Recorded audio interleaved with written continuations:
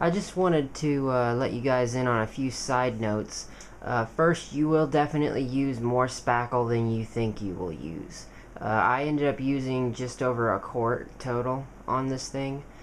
Because of the way the foam is, when you lather it on, it just, it doesn't spread around as good as it does on like a wall or a normal surface. So you do end up using a lot more than you go in thinking you'll use. Another thing, if you don't have gravel, in your immediate vicinity, you can drive around town and stealthily pick a few pieces up. I only ended up using like 4 or 5 pieces and smash them up. That's not hard to get. Another note is I got the foam at Michael's and the crafts in the model area where they keep everything, like wood and carvable things, and that's where I got mine. You'll see that in the beginning of the video. And let's see, yeah, you can get, if you want to use like packaging foam or the more bubbly material, you can, but I didn't have any of that available at the moment, so I ended up just forking over the money for some. They're both half a dozen or the other as far as 6 or 1. As far as carvability goes, I think the shape will kind of turn out the same, but it's a matter of how, what do you have, how can you get it, and do you mind paying money for it. Let's see, are there any other tips? Another thing I'd like to note is that the great stuff actually is different. I know they have several different color cans, and they are all different. The blue is for outside surfaces. That's the one I used, and I don't know if I would use it again or not, just because it bubbles up so much more than the red does. The red is for smaller cracks. The blue is for giant gaping holes that you need to seal. So that's another thing to keep in mind when you're doing the lava. If you want a really, really small diorama, I would definitely go with the red can.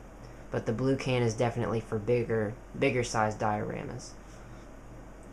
As far as getting the gravel to stick, you guys probably already figured that all out through watching the video, but just to kind of summarize it all, what I did was I used Elmer's glue, was very patient in waiting for it to dry, and then I went over it with a really light layer of Loctite spray, and then I sprayed it with spray paint after the Loctite dried, and that's how it gets locked in together. That's how, when you flip it over, nothing falls out. That's the process. So Elmer's glue, Loctite, then you paint, and you can paint over it as many times as you want after that, but make sure that whatever falls off is going to fall off before you paint, because otherwise when it falls off you're going to have all kinds of spots all over it from where it blocked the paint.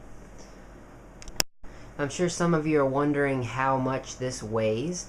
The lava obviously doesn't weigh anything really, it's just saran wrap and great stuff, but the foam piece actually weighs, I want to say, around 5 or 6 pounds with the spackle. It didn't weigh much with the foam, obviously, but when you start stacking on all that gravel and rock and, a quart of spackle, that's going to add some weight. So you add all that together, I'd say about 5 or 6 pounds total, I want to say.